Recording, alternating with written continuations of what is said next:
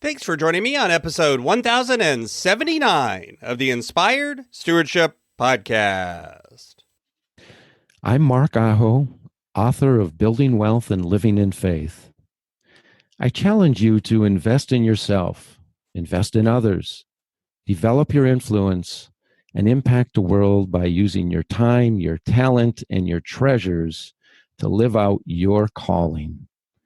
Having the right relationship between faith and money is key to doing that, and one way to be inspired to do that is to listen to this, the Inspired Stewardship Podcast with my friend, Scott Mater. Being more self-aware helps us communicate better, because one of the reasons we tend to not communicate well is because we don't actually even really understand what we're thinking or feeling to communicate in the first place.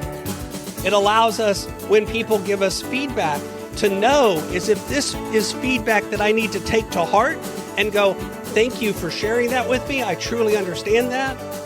Welcome and thank you for joining us on the Inspired Stewardship Podcast.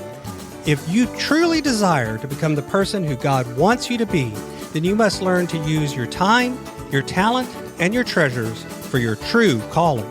In the Inspired Stewardship Podcast, you will learn to invest in yourself, invest in others, and develop your influence so that you can impact the world.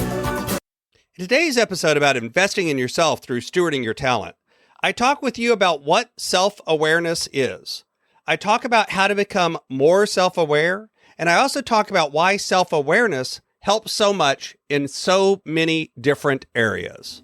As we talk about stewarding your time, wouldn't it be great if you could support this podcast and do it without just taking too long? Turns out you can't. All you have to do is use inspiredstewardship.com/Amazon when you're ready to make a purchase via Amazon, and a small commission will come back to support the show just that quick. If you enjoy the show when you are ready to buy from Amazon, just use inspiredstewardship.com/Amazon. All this week, I've been talking about self-awareness in different parts of our life. I'm even going to talk about it more tomorrow when it comes to money and self-awareness. But the truth is, I didn't define this term. So I wanted today, when we talk about talent, to talk a little bit about what self-awareness even is and how it helps us. See, self-awareness is being mindful and conscious about your true strengths, weaknesses, actions, and presence. It's about being aware of your mental and emotional state as well as your physical state. This is one of the reasons that I recommend meditation as a habit, is because regular meditation helps you become more aware of these states, both physical and mental and emotional. See, self-awareness involves recognizing how you react to other people, how you react to particular situations, what things are habit triggers, and what things cause you to behave in certain ways. This idea of being aware of yourself and aware of how others perceive you is self-awareness. It allows us to take a look at the world around us and be aware at some level of the biases that we have around the world. Now, you never eliminate all of your biases. We all have biases. And if you think you don't, that is a bias. So you automatically have one. The truth is, we all have them, but becoming more self-aware allows you beginning to see those more. And it has benefits to you both professionally and personally. It lets you actually look at things like, what is really important to me? What are my actual emotional drivers for things that I do and I say? What are the scripts that are playing out in my mind? What are my limiting beliefs? What are my enabling truths? What are the things that happen inside my head because of my family of origin that maybe were left unexamined just play out in my life? But examined, I get to decide, is this something that I want to continue or not? Being more self-aware helps us communicate better, because one of the reasons we tend to not communicate well is because we don't actually even really understand what we're thinking or feeling to communicate in the first place.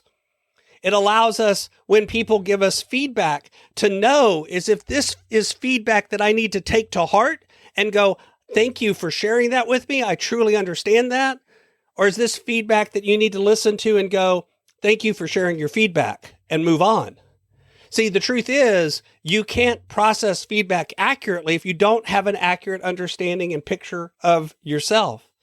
It allows us to work better with others and in teams because we understand ourselves and we understand others and we understand our triggers. We can look at what's going on and allow us to collaborate better with others. And of course, it leads to better time, money management, and productivity as well. So how do you begin to become more self-aware if you don't have it today, or if you're worried that maybe you could work in this area? And the first is you usually need someone in your circle who knows you well, a partner, a close friend, maybe a very close coworker, someone who can help give you feedback on self-awareness, somebody who can let you know how others see you in a clear and honest way, and who's not afraid to do it. And then, of course, you have to actually be open to that feedback. You have to be open to hearing what they say. You can work on your mindfulness, whether that's meditation or whether that's just spending time becoming more mindful of your physical body, your emotional state, and what you're doing and thinking at particular times. Paying attention becomes an act of self-awareness. You can use different assessments and tools to try to begin to get an accurate understanding of your capabilities. Look and find out, what is it that you're really good at? Ask other people, what would they come to you to help them with? Begin to understand, what are your real skills and abilities? And what are your blind spots? What are the things that maybe you think you're good at, but it's the Dunning-Kruger effect. You're really not as good as you think you are. And make this a regular pattern and habit. Make this something that you do on a regular schedule. Part of my review every week, every month, every day, every year involves some self-awareness questions. Some questions about what went well and what didn't go well, and what do I need to do differently in the future. I've been asking those questions of myself for 35 years, and I will not claim to be perfectly self-aware because I'm self-aware enough to know that I'm not. But at the same time, what I will say is the more I've paid attention to it, the more I've understood my own strengths, my own weaknesses, and gotten more open to feedback and growing in those areas as well. And you can begin that pattern as well just by starting small and asking yourself each and every day when you start the day, what is it that I want out of today? And when you end the day, asking yourself what went well, what was a struggle, and what do I want to change? Thanks for listening. Thanks so much for listening to the Inspired Stewardship podcast.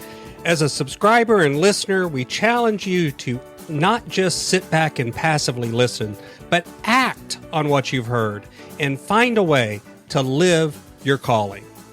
If you like this episode on the stewardship of talent, you can go over to inspiredstewardship.com/talent and sign up for our 5-week series on the stewardship of talent.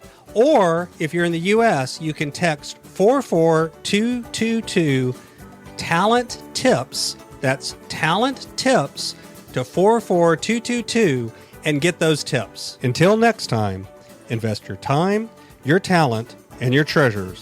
Develop your influence and impact the world.